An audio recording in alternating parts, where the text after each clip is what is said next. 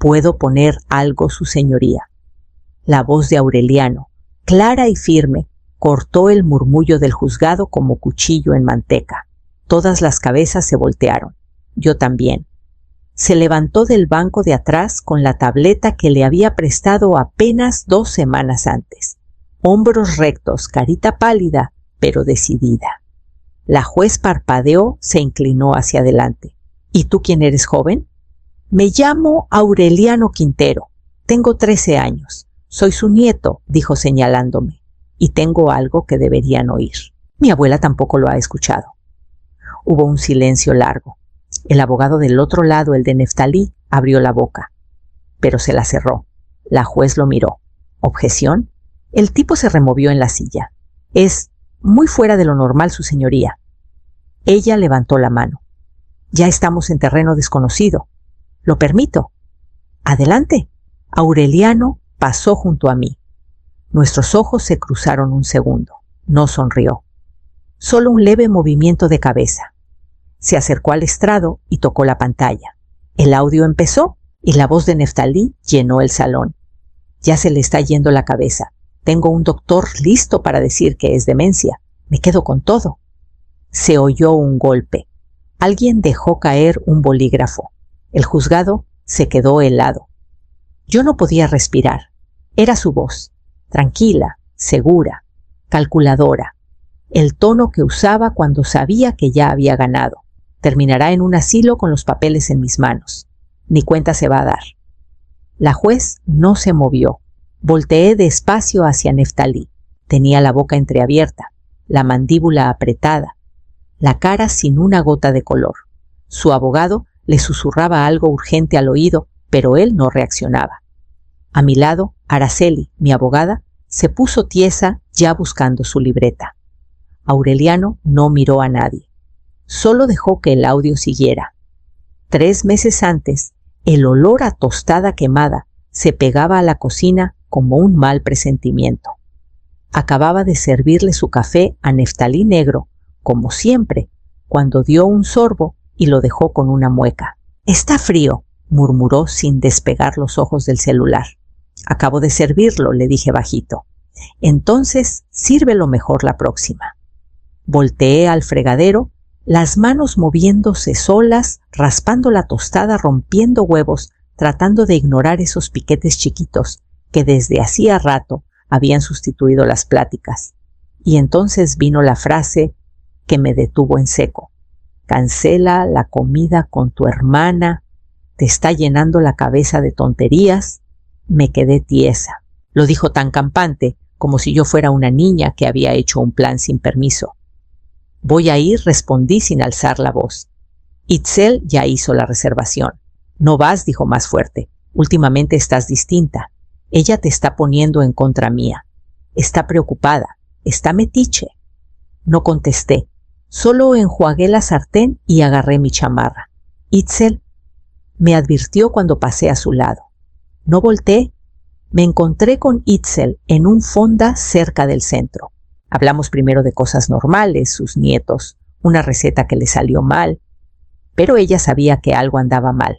Yo también lo sabía, solo que todavía no le ponía nombre. Esa noche sobre la mesa de la cocina había un sobre grueso, sin nota. Solo mi nombre escrito a máquina. Adentro papeles de divorcio, presentados por Neftalí. Sin plática, sin terapia. Solo una línea para firmar y una lista de lo que se iba a quedar, que era todo. La casa, el coche, las cuentas de inversión que nunca toqué. «¿Vas a estar bien?», me dijo, cuando por fin pregunté. «Te puedes quedar con los trapos de cocina». Lo miré fijo. No fue la traición lo que me dolió hasta el fondo. Fue lo fácil que le resultó. Como si hubiera estado esperando el momento justo para borrarme sin dejar rastro. Pensó que me iba a ir calladita, que me iba a doblar. Pero esa fue la última mañana que le preparé café. Al día siguiente llamé a una abogada. Araceli no perdía el tiempo. «¿Tienes acceso a alguna cuenta?», preguntó viendo el paquetito que le llevé flaco, lleno de huecos que no sabía contestar. No dije. Todo está a su nombre. Siempre ha sido así. Ni cuentas mancomunadas, negué con la cabeza. Confío en él. Garabateó algo y me miró seria. Te toca la mitad. Después de 40 años, el juez va a ver tu aporte. Pero te lo digo, de una va a pelear sucio. Lo sé, y lo sabía, pero no esperaba lo que vino después. 2 semanas más tarde, Araceli me llamó para que fuera.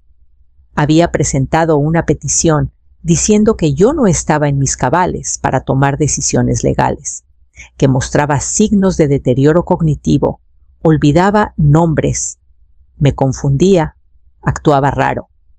«Es absurdo», dije agarrando fuerte los brazos de la silla en su oficina. «Tengo 62, no 90. También es peligroso», contestó calmada, enseñándome los papeles adjuntos. «Esto viene del doctor Hipólito, el amigo de tu esposo, el compa de golf, las cenas familiares, el que una vez se le olvidó su propio aniversario. Según esto, ha observado signos de demencia temprana». Solté una risa corta y me callé, porque no era chistoso, era estrategia. Si el juez dudaba de mi capacidad, podía pedir tutela, control de bienes, decisiones médicas, todo.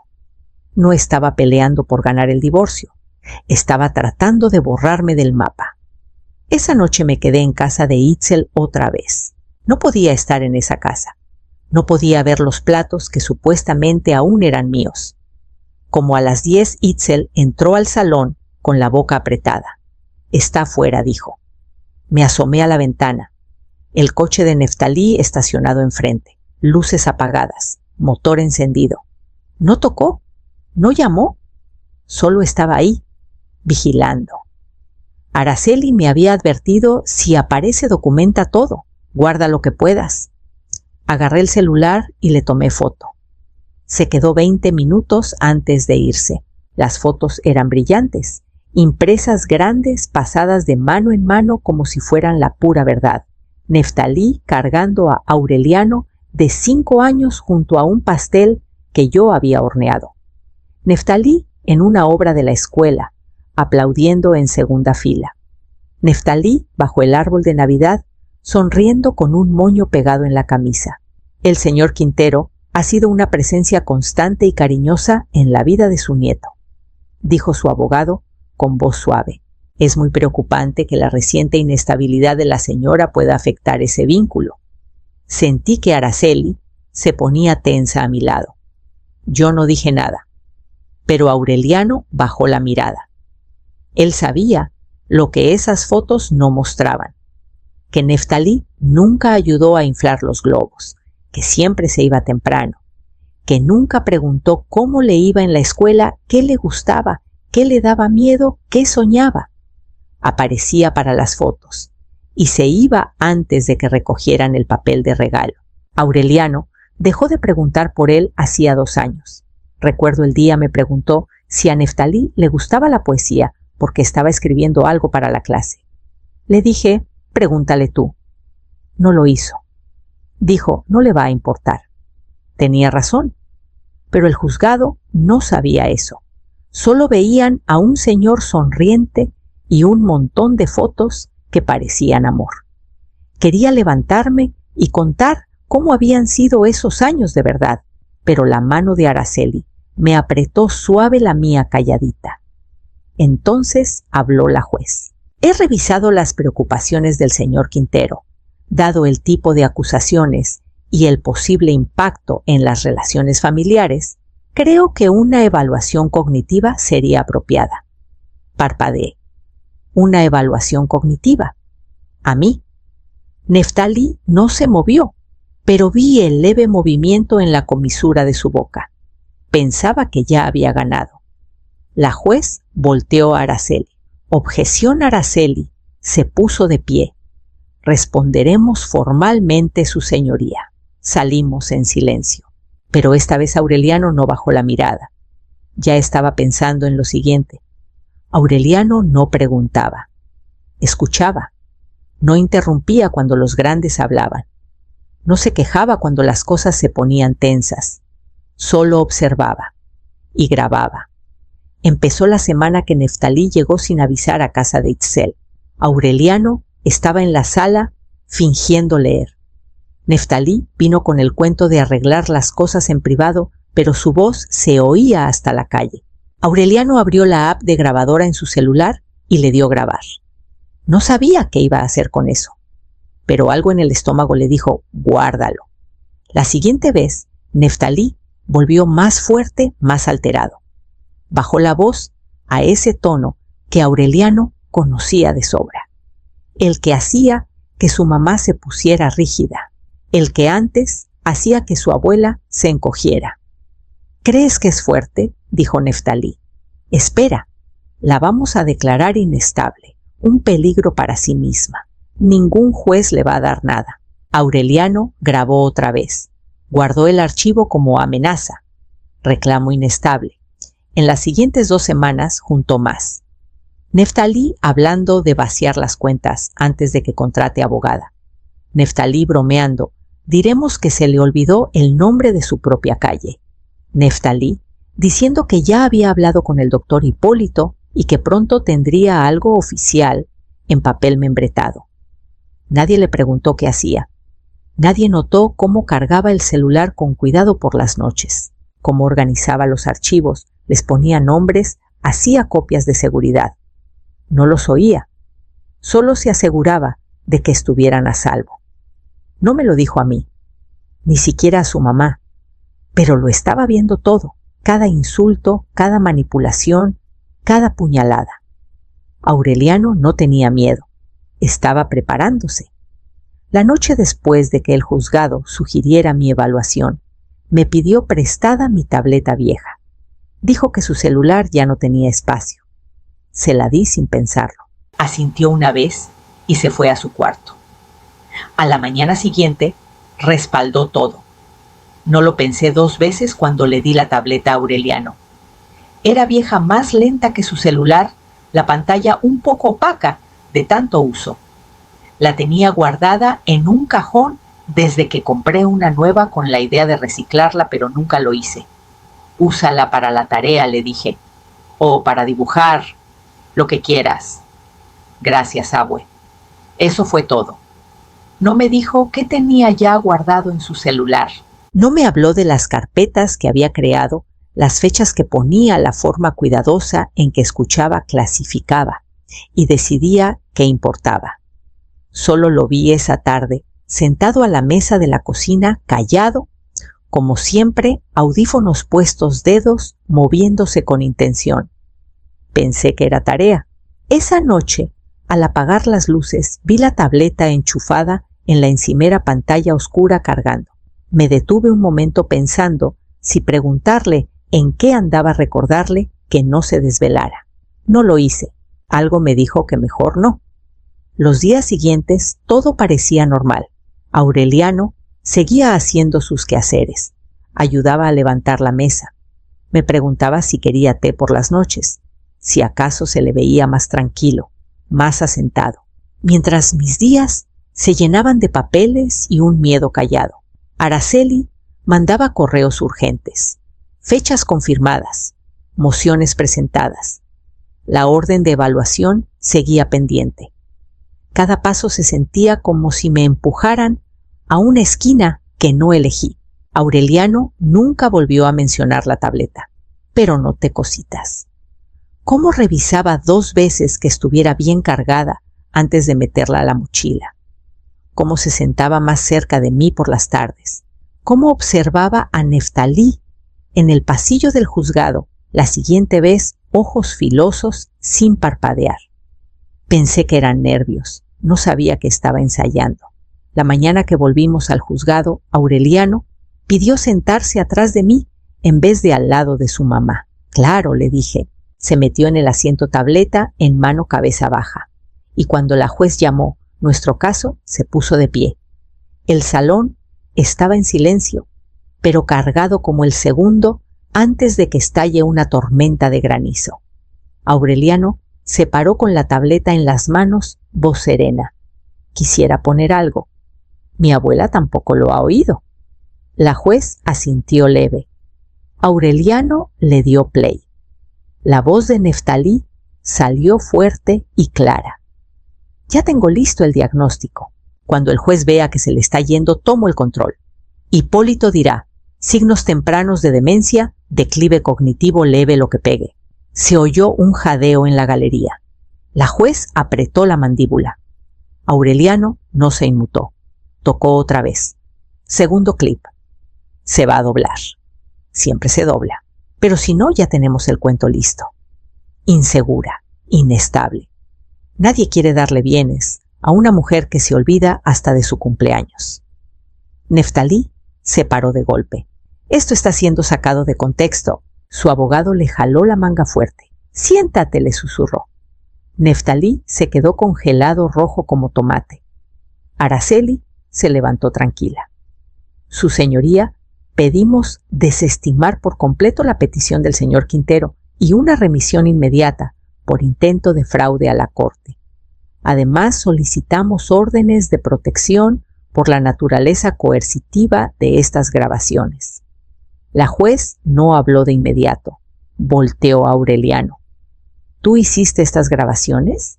Sí, señora, dijo. Él no sabía que lo estaba escuchando. Ella asintió una vez. Luego miró a Neftalí. Tiene derecho a guardar silencio. Le sugiero que lo use. Neftalí se dejó caer en la silla. Señora Quintero, dijo la juez, mirándome por fin, no veo razón para proceder con la evaluación. Este tribunal reconoce su plena capacidad legal. Petición denegada. Mis hombros bajaron un poquito. Araceli me puso una mano en la espalda. Aureliano se inclinó hacia mí. No quería asustarte, abue. Volteé a verlo voz baja. Me salvaste. Sonrió apenas. La juez dio un golpecito con el mazo. Se levanta la sesión. Señor Quintero, habrá procedimientos separados por las grabaciones y declaraciones bajo juramento. Neftalí no se movió. Nos levantamos para irnos, pero sabía que no había terminado del todo. El abogado de Neftalí renunció 3 días después, sin explicación, solo un escrito seco y silencio.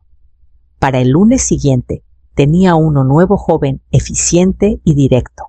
La primera junta terminó en una frase: arreglen. Ya. Me llegaron los papeles esa misma tarde. La mitad de todo, la casa, las cuentas, el fondo de retiro, que nunca vi por dentro. Mi nombre, por fin, en algo más que tarjetas de Navidad y recibos de luz, incluido orden de restricción formal. Sin contacto, sin visitas, sin amenazas. Cualquier violación, y Araceli lo llevaba directo a la fiscalía. Firmé despacio. No por duda, sino como ceremonia. No era venganza, era liberación. Había pasado 40 años aprendiendo a callar. Ahora no tenía que ser nada para nadie. Mandé los firmados por fax a Araceli y dejé los originales en su oficina. Esa noche Neftalí mandó un último correo, sin disculpa, sin admitir nada. Solo 6 líneas amargas sobre el legado de excepción y cómo lo había avergonzado. Ni lo leí 2 veces, lo reenvié a Araceli y lo borré. Esa tarde salí a caminar con Aureliano. Solo nosotros 2, sin juzgados, sin papeles, sin ese silencio que aplasta. El aire estaba fresco, después de una tormenta de granizo que había caído de repente esa mañana, y él pateaba una piedrita por la banqueta como cuando era chiquito. He estado pensando, dijo, en ser abogado. Lo miré. Digo, no, ahorita aclaró. Pero tal vez. Más adelante. No me reí. Empieza con el club de debate, le dije. Sonrió. ¿Crees que se me daría bien? Asentí. Ya lo eres. Seguimos caminando, sin prisa. Mañana iría al banco a poner mi nombre en todas las cuentas. Llamaría a un agente inmobiliario. Abriría el set de acuarelas que tenía guardado meses. Pero esa noche caminaba al lado del muchacho que lo vio todo y decidió hablar. Y caminaba como mujer que nadie podía borrar. Compré un departamento modesto de un piso en las afueras de Guadalajara. Calle tranquila, ventanas grandes sin escaleras. El tipo de lugar que no te recuerda quién vivía antes. sin muebles oscuros, sin espejos grandes, sin sombras de neftalí, solo luz. Pinté la cocina de un trigo suave. Elegí platos nuevos. Una mesa para 4, no para 10. Cada decisión era mía, hasta los jaladores de los cajones. Al principio no colgué nada. Dejé las paredes en blanco. Me gustaba el espacio que daban. Por una vez no necesitaba llenar cada silencio. Me metí a un taller de acuarela los martes en el centro comunitario. La primera semana no le atinaba a los colores. La segunda, dejé de preocuparme. Dejé que el agua corriera donde quisiera. Se sentía bien no corregirlo. Los jueves iba a un grupo de mujeres. Nada formal café, unos libros plática ligera que a veces se ponía profunda sin aviso. Una había dejado a su marido pastor después de 30 años. Otra por fin recuperó su apellido tras una pelea legal fea. No hablábamos mucho de hombres. Hablábamos de nosotras. Aureliano venía todos los fines. Cocinábamos juntos. Armábamos rompecabezas. Le ayudaba con historia y le conté de mi primera marcha en el 76. Preguntaba. Escuchaba. No había órdenes. No había juicios. No había ese silencio pesado. Solo paz. A veces me sorprendía, esperando la crítica, el reproche, esa orilla filosa, en la voz que dice, no sabes lo que haces. Pero no llegaba. Nunca llegaba. En cambio, despertaba con la luz entrando por las cortinas. Con una rutina suave. Té en vez de café. Música en vez de noticias. Por las noches dormía. No porque estuviera cansada, porque estaba a salvo. Una tarde después del taller, me paré en la ventana viendo cómo la lluvia emborronaba el vidrio como acuarela corrida. No me moví y entendí que ya no esperaba. Por primera vez en mi vida adulta no esperaba permiso para estar feliz. Ya lo estaba. Estaba en el cuarto de visitas ahora, mi estudio, dejando que el zumbido suave del silencio llenara el espacio. La luz entraba perfecta por la ventana alta. Mis pinceles alineados en el estante, el papel tensado y listo. Había pintado docenas de cuadros estos meses, árboles, pájaros, campos con niebla. Pero este era distinto. Aureliano. Estaba en el retrato barbilla, un poco levantada la tableta en las manos. Nada dramático, solo honesto. Un muchacho de ojos tranquilos que había visto demasiado y decidió actuar de todos modos. Me tomó una semana terminarlo. Volvía una y otra vez a las manos. La forma de los nudillos, cómo el pulgar flotaba justo sobre el borde de la pantalla. Quería que se sintiera real. No heroico, solo verdadero. Cuando lo llevé a la galería, la dueña alzó las cejas. «Capturaste algo», dijo. «Hay peso en esa quietud. Se vendió en menos de un mes. Hice una copia para mí y la enmarcé en madera oscura, que a Aureliano le habría gustado. La dejé apoyada en la pared un día antes de colgarla frente a mi escritorio. Luego le tomé foto y se la mandé. «Ahora estás enmarcado», escribí. Me contestó en 2 minutos. «Tú también». Me quedé con eso un rato largo. Esa tarde firmé un cheque para material nuevo, papel archival, pinceles. De pelo de Marta, de verdad un caballete de pie que tenía echado el ojo. Me detuve antes de firmar. Itzel Quintero. Mi nombre, sin cofirmante, sin nadie mirando por encima del hombro, sin nadie recordándome qué debía, qué me habían dado, qué arriesgaba. Sonreí al escribirlo, porque por primera vez en mi vida todo a mi alrededor, este cuarto, este nombre, esta calma, era mío, no prestado, no compartido, mío, y ya no tenía miedo de sostenerlo. A toda mujer que escuche esta historia, mereces la felicidad, mereces amor y sobre todo mereces sentirte segura. A veces la persona en quien confiamos toda nuestra vida resulta ser alguien que apenas reconocemos. Eso no es fracaso tuyo, es solo una verdad que la vida te muestra a veces despacito, a veces con dolor. Tal vez elegiste mal, está bien, Lo que importa es qué eliges ahora. Nunca es tarde para empezar de nuevo. Nunca es tarde para ponerte primero, no por egoísta, sino por sobrevivir. Y el amor sabe regresar de las formas más inesperadas. A veces viene en las manos chiquitas y firmes de un niño protegiéndote sin que se lo pidas. A veces es en la fuerza callada que no sabías que tenías saliendo justo cuando más la necesitas. Así que por favor, no te rindas. No dejes que nadie te convenza de que tu historia ya terminó. Eres digna de alegría. Eres digna de paz. Eres digna de volver a empezar. Y ojalá de corazón que encuentres ese comienzo. Porque te lo mereces. Siempre.